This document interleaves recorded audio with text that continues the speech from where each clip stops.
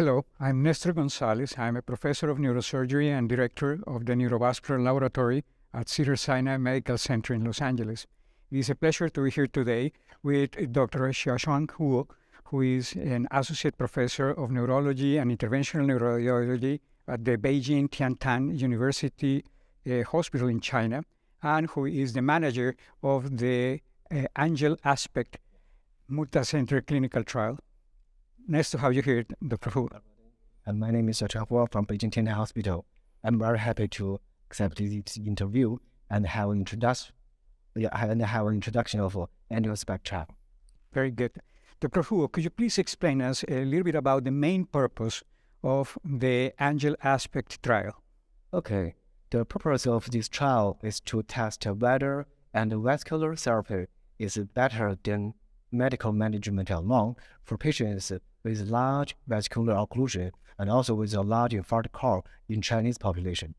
Very good. And that large core of a stroke, how you guys define it to include the patients in the trial?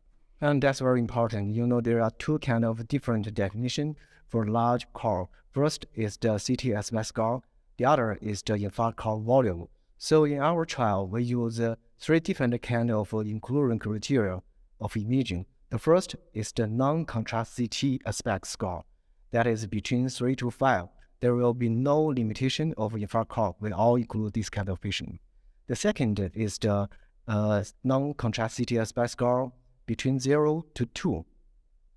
Also very low, but if the infarct volume is between 70 and 100 milliliter, we will also include this kind of patients because the potential benefit of infarct core volume.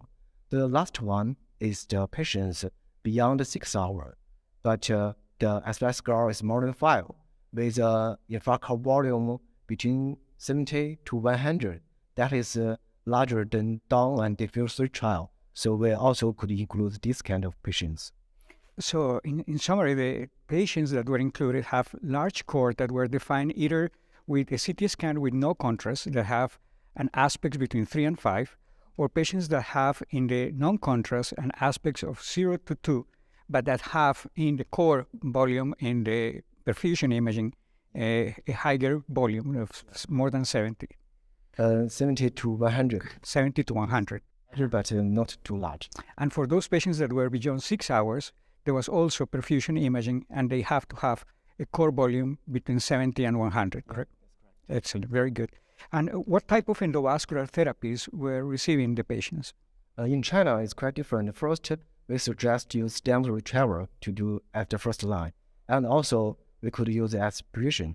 But we have more intracranial stenosis.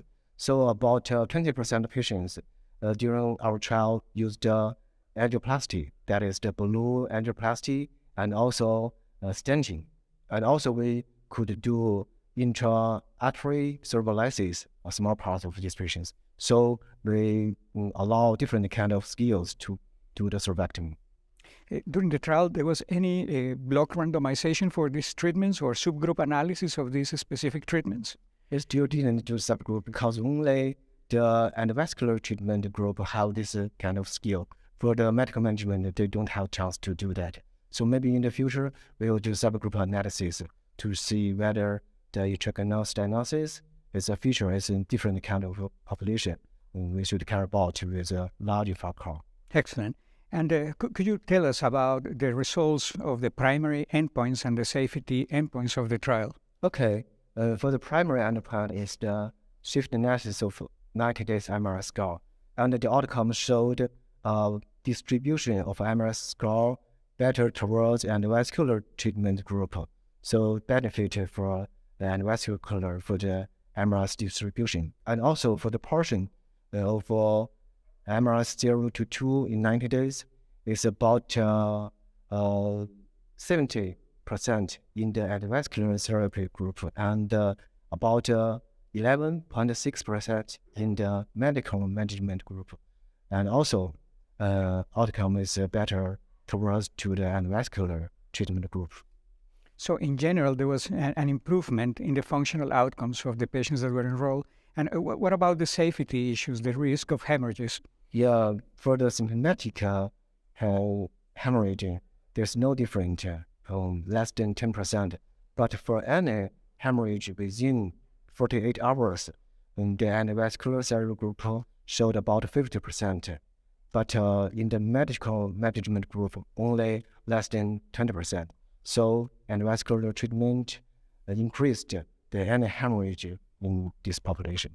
But without differences really in the symptomatic intracellular hemorrhages. So the result is better. The outcome is also better in endovascular treatment.